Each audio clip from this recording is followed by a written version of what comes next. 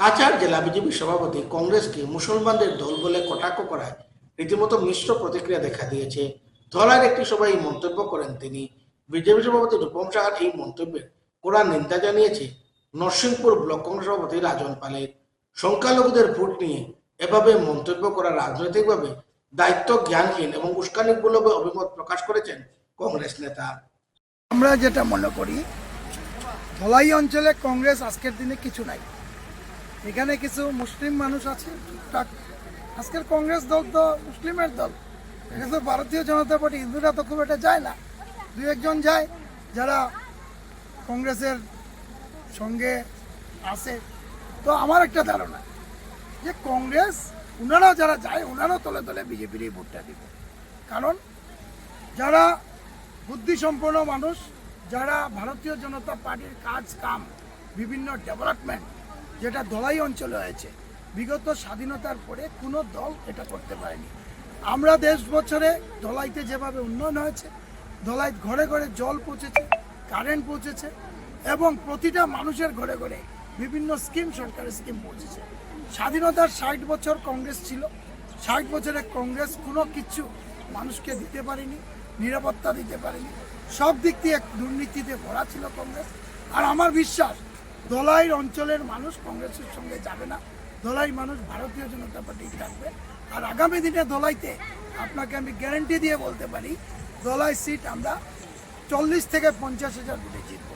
এটা কোনো অন্য দল এখানে কোনো আমাদের কম্পিটিশনে আসতে পারবে না। আপনাকে বলবি কংগ্রেস কোনো জায়গাতেই নেই। কাছাড় জেলায় সব জায়গায় ভারতীয় জনতা পার্টির আপনারা মনোনয়ন দিন দেখেছেন, সমস্ত কাছাড় জেলার কর্মকর্তারা যেভাবে উপস্থিত হয়েছে, কংগ্রেসের সঙ্গে মানুষ আসেনি সেই দিন। এটাই প্রমাণ হয় যে কংগ্রেস কাছাড় জেলায় একটাও সিট জিততে পারবে না, কংগ্রেস জিরো থাকবে। এবং কংগ্রেসের মধ্যে যে অস্থিরতা শুরু হয়েছে, সমস্ত আসামে আমরা দেখেছি কংগ্রেসের যারা বরিষ্ঠ নেতারা কংগ্রেস ছেড়ে এক্সিস্টিং এমপি যিনি প্রদ্যুৎ বরদলৈ আপনারা জানেন নগাঁওয়ের এমপি, কংগ্রেস ছেড়ে ভারতীয় জনতা পার্টিতে জয়েন করছে। প্রাক্তন সভাপতি আপনারা জানেন যে ভূপেন বরা মহাশয়, স্টেট রাজ্যিক সভাপতি, ওনার মাথায় কি ধরেছে নাকি উনি যে বিজেপিতে আসবেন? ওনার মাথায় নিশ্চয়ই উনি জানেন যে কংগ্রেস আসামের উন্নতি করতে পারবে না, আর কংগ্রেস সরকারে আসবে না। তার জন্য অনেকের কংগ্রেসের অনেক মানুষ প্রতিনিয়ত ভারতীয় জনতা পার্টিতে জয়েনিং করছে।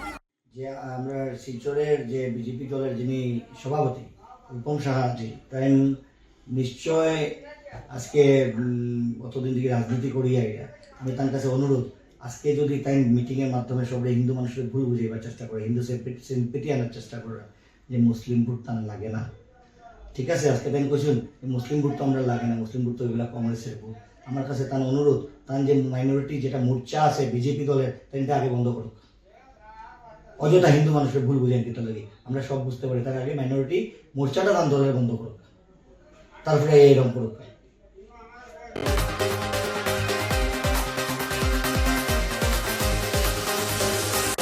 কেসিএন রিপোর্টার আজ এ পর্যন্তই। আগামী দিন আপনাদের সঙ্গে আবার দেখা হবে একই সময় একই চ্যানেলে। নমস্কার।